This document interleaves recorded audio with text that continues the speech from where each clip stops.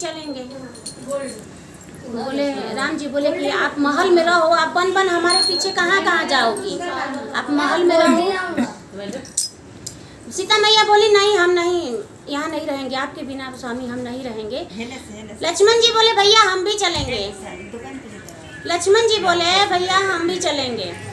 वो भी नहीं माने, बोले कि आप रहो यहाँ पर, देखभाल करना माता पिता का।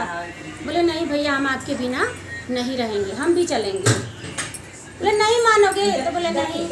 बोले चलो भाई नहीं मानोगे तो हम कर ही क्या सकते हैं, चलो चलिए साथ में। राम जी, सीता मैया, लक्ष्मण जी लोग वन को जाने लगे। जब वन को जाने लगे तो जाते जाते शाम हो गया। शाम हो गया और गंगा किनारे पहुँचे। गंगा किनारे पहुँचे तो रात में ये हुआ कि रात में तो गंगा जी में नहीं अंदर प्रवेश किया जाता है, तो सुबह में गंगा जी पार करेंगे, इतने टाइम यहीं पर हम लोग विश्राम कर लेते हैं। तो राम और सीता विश्राम कर रहे थे, तो वहाँ पर जो गांव के आसपास केवट का गांव था, तो निषाद जी जो साथ में थे लक्ष्मण जी के साथ में लोग पहरा दे रहे थे। केवट भैया को पहरा पे लगाया गया था कि आप पहरा दीजिए, और राम सीता लोग विश्राम कर रहे थे। उतने में लक्ष्मण जी निषाद जी से बतिया रहे हैं, बातें कर रहे हैं, बात कर रहे हैं कि देखिए ना भैया के पैर में जादू है। लक्ष्मण जी बोल रहे हैं कि भैया के पैर में जादू है। देखिए उस पत्थर पे पैर रखे भैया तो पत्थर स्त्री बन गई, पत्थर स्त्री बन गई। अब ये बात केवट भैया सुन लिए। ब्रह्म मुहूर्त का टाइम हो रहा था। अब केवट भैया के मन में एकदम खलबली मची। बोले अब मैं क्या करूं, उनके पैर में जादू है। और उनके बारे में, राम जी के बारे में लक्ष्मण जी और निषाद जी बतिया रहे थे। अब सुबह होते देरी नहीं कि केवट भैया निषाद जी के पास गए। रात भर तो पहरा दिए, उनको चैन मिला नहीं। निषाद जी के पास गए, बोले प्रभु, निषाद जी से कहे कि हमारी एक काम कर दीजिए। बोले क्या? बोले पूरे नगर में डुगडुगी पिटवा दीजिए कि यहाँ पर गंगा किनारे कोई अपनी नाव लेकर के नहीं खड़ा रहेगा, सब अपने घर को रहेंगे। बोले क्यों? बोले हम राम जी को अपने नाव पे बैठा कर गंगा पार कराना चाहते हैं, तो मैं चाहता हूँ कि और कोई ना रहे, मैं उनकी मर्म को जान गया हूँ। निषाद जी बोले कि ऐसा असंभव है, मैं कैसे ऐसा कर सकता हूँ? तो बोले नहीं, आप हमारे लिए इतनी विनती, हाथ गोड़ गिरने लगे, बोले हमारे लिए इतना कार्य कर दीजिए। निषाद जी बोले ठीक है चलो कोई बात नहीं, राम जी का रात भर तुम पहरा दिए हो, रात भर पहरा दिए हो तो तुम्हारे लिए इतना कर देते हैं। पूरे नगर में डुगडुगी पिटवा दिए कि कोई गंगा किनारे अपनी नाव लेकर के नहीं जाएगा। कोई नहीं आया। अब क्या किए केवट भैया, क्या किए कि अब तो राम जी आएंगे तो हमारे ही नाव पे बैठेंगे, कोई तो गंगा किनारे है नहीं। अब राम जी आए और केवट भैया बीच दरिया में अपनी नाव लेकर खड़ी हो गए।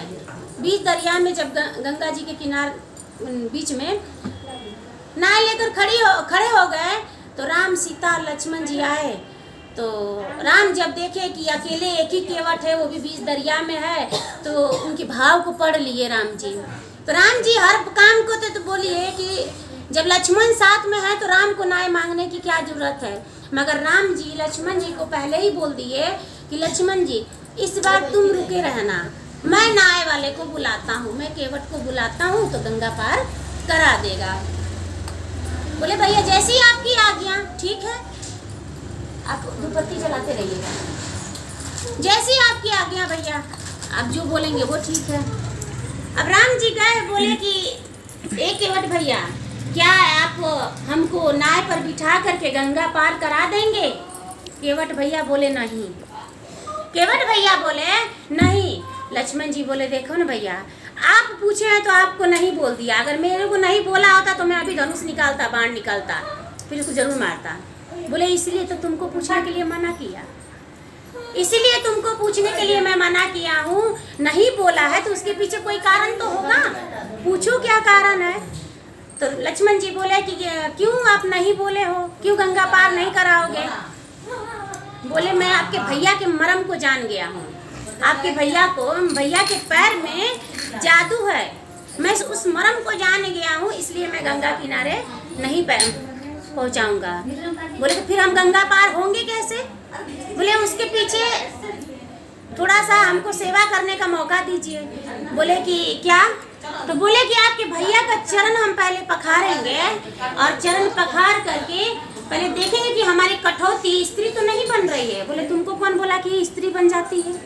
बोले तुम्हारे भैया के पैर में जादू है, मैंने सुना है कि जिस पर वो पैर रखते हैं वो स्त्री बन जाती है। बोले तुमको कौन बताया? बोले हम सुने हैं कि ऐसी वैसी स्त्री नहीं बनती है, ब्रह्मांडी स्त्री बनती है। ब्रह्मांडी स्त्री बनती है, हम जात का मल्लाह और वो ब्रह्माणी पंडित ब्राह्मण ब्रह्माणी स्त्री बनेगी, फिर हम क्या करेंगे, कहाँ रखेंगे? अगर हम नाय में बैठा है, हमारी नाय स्त्री बन गई तो हमारी जो औरत है वो बोलेगी कि दूसरी औरत कहाँ से लाए, वो भी पंडित ब्राह्मण कहाँ से लाए? तो मैं बोलूँगा कि राम जी पैर रखे तो स्त्री बन गई, तो हमारी औरत मानेगी नहीं, बोलेगी नैया को बेच करके तो स्त्री लेकर के आए हो और बोलते हो कि राम के पैर रखने से स्त्री नाय का स्त्री बनती है, वो मानेगी? तो बोलेंगे क्यों नहीं, तुम अपने हिसाब से समझा देना। बोले हम सबको समझा सकते हैं पर स्त्री को नहीं समझा सकते हैं, स्त्री को नहीं समझा सकते हैं।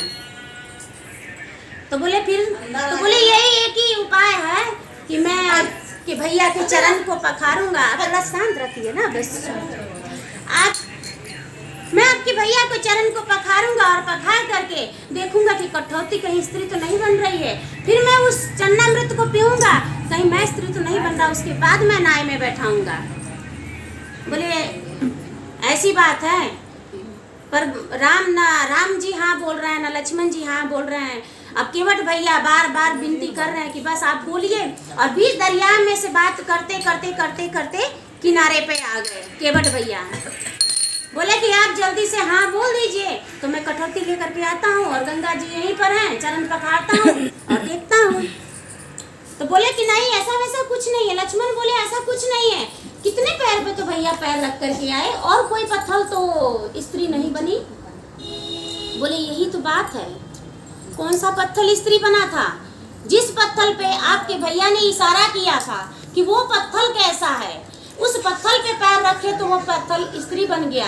आपके भैया को इतनी सारी नाय में से मेरी नाय दिखी, मेरी नाय को इशारा किए, इसका मतलब खतरा मंडरा रहा है, मेरी नाय के ऊपर भी खतरा है, तो मैं तो ऐसे नहीं बैठने दूंगा। यहाँ पर केवट भैया भजन के माध्यम से आगे बढ़ रहे हैं।